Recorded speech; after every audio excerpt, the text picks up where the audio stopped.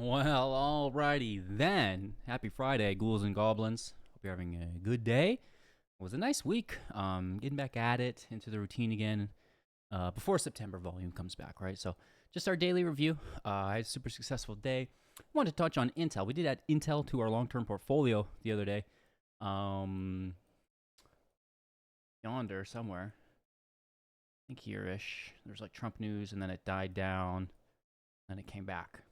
But now it's sustaining, right? So if we can kind of zoom out on this, check out our 30-minute chart, for example. Look at this trend line. Look at this trend line, baby. Go to our 1 hour. Looking real good on that 1 hour as well. Then how's this 4 hour look? Getting a little bit more serious here. We got a golden cross on the 4 hour setting. That's beautiful. And the 1 day. Oh my God. That's a reversal signal on the 1 day with a key level breakout. And it looks like it'll hold because it's so far above in comparison to this reversal, which didn't have the key level. Tried it, failed it. Tried it, held it, broke down. What a nice gap fill here too. This is kind of crazy. Nice gap fill here. Anyways, we're gonna keep holding our Intel. We went also on bull too. It was just sitting there trading sideways. Had the reversal. I got some gaps I want to fill. I got this itty bitty gap will clear, and then the big bad boy. We'll get to that too. And Intel bull. There's another one I added long term. I forget.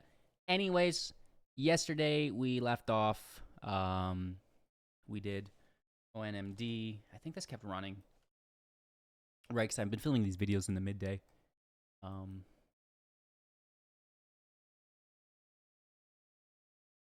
I think we did get that 3-to-1 later in the day. I think we were recording it somewhere here and it like broke down, but I think we did get out of it here on that that last scale out, which is nice. And then Xpon.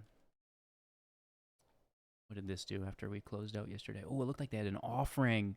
No, offering kills anything. This did run really aggressively. We got all out, and it went as high as 7-to-1 risk reward. So I think that was basically done by because that was all in the morning, right? Yeah, nothing really happened too much. I was paying attention to anyways. I think we had like some things in the after hours or like some earnings. VMAR might have been one of them. Let's see if we can find them today.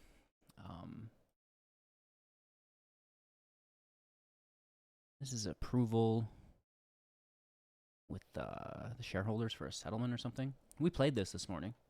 It was, had really good volume. It was running. We seen a retrace, and I noticed it hold on the 50 moving average. And then we want to play it from its support to VWAP, which will be its resistance in this case. And we get it immediately. But it rejected hard, so I didn't really like it. We didn't even get that 2-to-1, just that 1-to-1 risk reward here on like the minute after we took it. Which is, it's good, but it's like it's not good. Like I'm not happy with this trade because it's high risk, right? Like what happens if my order didn't fill and then I'm stuck holding the bag? Brutal. It's bad. TIVC. This had discussion of I don't even know. Whatever this is, entomoid as a radiation countermeasure. I mean, I guess. Where are you sending these people that they're getting radiation, though? But it had earnings, too, right? And that's kind of the key thing is last night it had earnings, right? And then this morning it had news. But it's not really doing much. So we're just eyes on, right? I didn't even finish filling this out today. Open is going more. They're like, hey, we need a CEO. I was, hey, I'll do it. And it kind of is like holding, right? I think they might have had earnings at some point too. Maybe not. There's some other news. 83 days. Oh, they just had earnings a few days ago. Okay. And then this morning they're looking for a new CEO, which is kind of crazy for a company to like do that. Like, are you leaderless? PMNT, and that's a short squeeze from Wall Street bets. I'm just not into it. The market cap's already super inflated, right? So this is an earnings report as well. Last night we've seen it ramp up, morning gap up, then it drops down. We see that early morning reversal, right? Tries VWAP, doesn't break, doesn't hold. It tries to, and it does a little bit. Honestly, it does a little bit. And then back to the 200. But this is where it looks juicy, right? The reversal into the 200 and hold into a new reversal, because this was a little like such an extended downturn on it, right? So a nice play here. If you played either of these reversals in the morning off that 200 hold, would have been really good. We did not. It's Friday. I don't like to overextend on Friday. However, BSLK was the big play today. And this was day 3, right? So we always talk about day 3 inside bars, you know, trying to show them, locate them. We get a good example today, right? So we see here is our day 1 bar, right? And then day 2 bar, it's all consolidating within bar 1, right? So you can see the second bar, even you just use the bar, but I guess you don't have to use the wick. This middle bar here is within the first.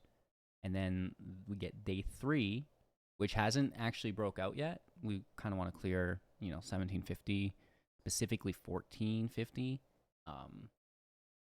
This level here, just the candle of it, to get the breakout, but it's still a really nice inside bar. So it could still go, right? There's a lot of time left in the day. And had just such an extended run this morning that it's bound to pull back, and it's holding the 200. So, you know, maybe let's see if it can hold that. As far as the play we made, though, it gapped up in the morning, right? I think it may have even halted here once, but then this halted, and then when the halt opened, you know, it leaves this gap. So we draw the gap, and then we do a gap fill, right? So we wait for the price to retrace into the gap. We can take our entry anywhere here with a stop loss below, right? And then, you know, 1 to 1, 2 to 1, 3 to 1, 4 to 1, 5 to 1. It went as high as, I think, what was this? An 8.4 to 1, 50%. We were all out here at 29% at a 5 to 1, but they did run more, right? And again, you're just not pushing my luck. It's a Friday. Very nice play, right? So we have the idea to play at A because there's volume rolling into it. B, it's a day 3. C, a gap fill strategy, right? So we know where our entry is, we know where our stop loss is, and then the rest is history. So really nice textbook play here. And then SRXH was the last one I was checking out today, and they announced a cancellation of